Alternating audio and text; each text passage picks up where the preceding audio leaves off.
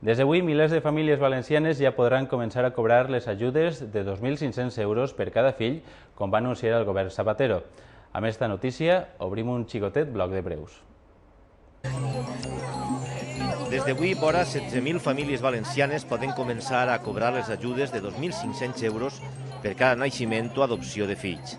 El delegat del govern, Antoni Bernabé, ha manifestat que aquesta mesura és una mostra més del compromís de Zapatero amb la família. La Generalitat ha comunicat a Acció Cultural que fixa un dia entre el 26 i el 28 de novembre per tancar les emissions de TV3 des del repetidor de la Carrasqueta. Si l'entitat de Liceu Climent no tria un dia, ho farà la Generalitat. Acció Cultural ja ha anunciat que no autoritzarà els operaris a entrar al repetidor ni que tampoc tancarà les emissions voluntàriament. L'entitat també ha fet una crida al govern de Catalunya perquè faci gestions per evitar el tancament de les emissions. Astroc acumula pèrdues de 153 milions d'euros en els primers 9 mesos d'enguany.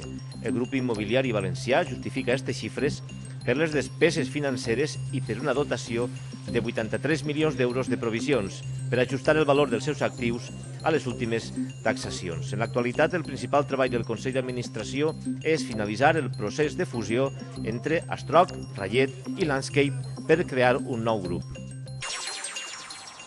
Daniel Manero, el valencià que està empresonat a Madagascar amb la seva dona per presumpte tràfic d'animals protegits, ha abandonat avui la vaga de fam i de set que havia iniciat en protesta per la seva situació.